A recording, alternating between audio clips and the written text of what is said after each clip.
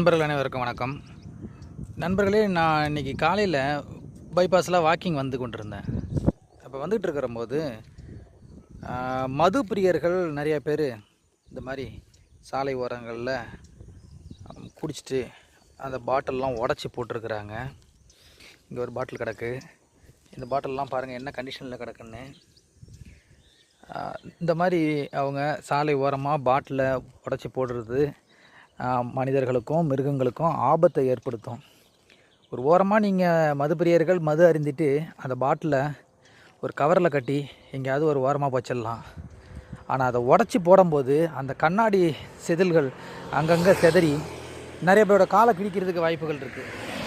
பாருங்கள், இந்த ஒரு பீஸ் கிடக்கு. இதெல்லாம் ரெகுலராக எல்லோரும் வாக்கிங் போகிற இடம். அது இப்போ அந்த பைபாஸ் போட்டதுலேருந்து இப்போ நிறைய பேர் இந்த பைபாஸ் ஓரமாக வாக்கிங் போக ஆரம்பிச்சிடுறாங்க. ஸோ அந்த பாட்டிலெலாம் நிறைய இந்த மாதிரி உடஞ்சி கிடக்கிறதுலாம் நாங்கள் பார்க்குறோங்க.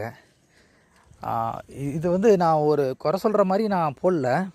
பட் இருந்தாலும் மற்றவங்களுக்கு நம்ம ஆபத்து விளைவிக்காமல் இருக்கிறது நல்லது.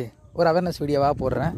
தயவு செஞ்சு இந்த பாட்டில்களை இந்த மாதிரி வயல்வெளிகள் பக்கம்லாம் வீசி எறியாதீங்க. அங்கே விவசாயம் பண்ணுவாங்க, அவங்க காலில் குத்தும். அறுவடைக்கு வரக்கூடிய மிஷின் அந்த பாட்டில் மேலே ஏறும்போது பாட்டில் நொறுங்கிடும்.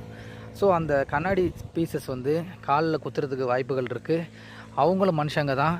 அவங்க பாட்டில் கிடக்குங்கிறது அவங்களுக்கு தெரியாது. விவசாயம் பண்ணக்கூடிய மும்முரத்தில் அவங்க இறங்கிடுவாங்க வயலில். பட் நீங்கள் குடிச்சிட்டு அந்த பாட்டிலை தூக்கி இந்த மாதிரி வயல்வெளிகளில் நீங்கள் எரியும் போது அது ரொம்ப பாதிப்புக்குள்ளாகுது. நீங்கள் மது அருந்திட்டு அது ஒரு கவரில் அப்படியே கட்டி அப்படி ஒரு ஓரமாக வச்சுட்டிங்கன்னா ரொம்ப நல்லது. இந்த மாதிரிலாம் தூக்கி போடாதீங்க. அதனால் நிறைய நமக்கு வந்து ஆபத்துகள் வருது. இதை கருத்தில் கொண்டு நீங்கள் அதுக்கு நீங்கள் உங்களால் என்ன செய்ய முடியுமோ உங்களோட பங்களிப்பை தாருங்கள்னு தான் கேட்குறேன். தேங்க்யூ.